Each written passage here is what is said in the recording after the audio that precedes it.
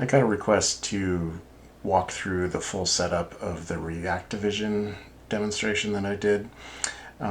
So the first thing you'll need is the ReacTIVision software, which you can find on the web. It's reactivision.sourceforge.net. I'll have the link in the description. Once you download the software for either Windows or Mac, I'm not positive this whole thing will work on Mac. I haven't tested it, but for Windows, you can download the 64-bit one, unpack it, and just run the software.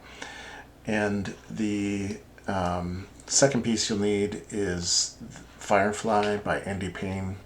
It's a fantastic set of components, lets you interact with Arduino boards and all kinds of real-world sort of Internet of Things components. You can get sensor data and interact with digital audio and all kinds of cool things. Great set of components, fun to play with. So ReacTIVision gives you, once you run it, it gives you this window, and you can kind of see how ReacTIVision is stripping down the color and the quality just to make a super high contrast image, so that it can easily recognize the symbols that it's trained to track. And in Grasshopper, you can go to the Firefly panel, and all you need is this ReacTIVision listener. You drop that on the canvas, and you're off and running. Now it's tracking that symbol.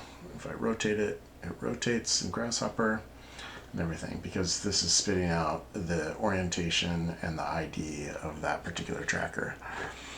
If I add a second tracker, it takes a second, but it updates, and we can see the data coming out of here.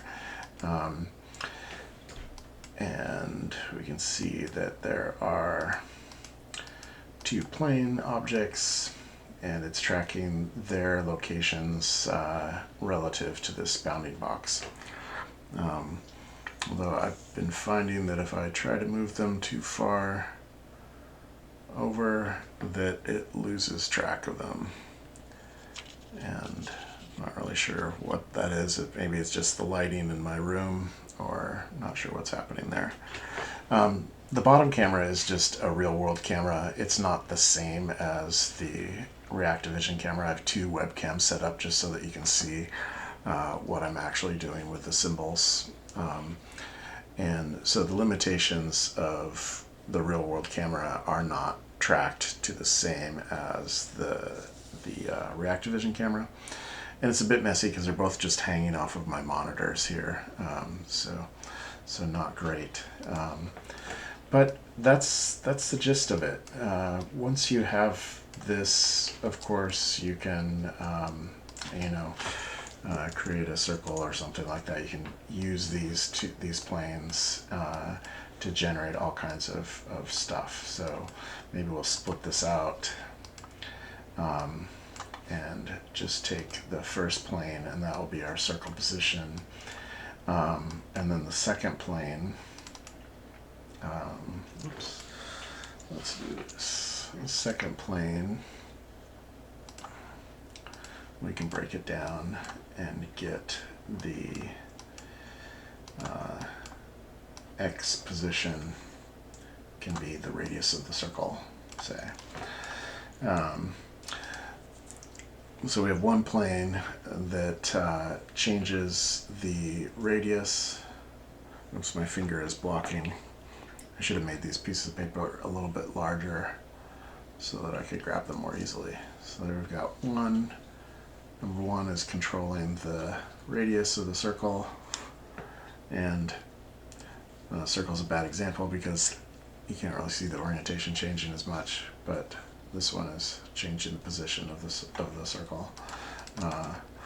Let's do a rectangle instead. There we have the Y change the other dimension.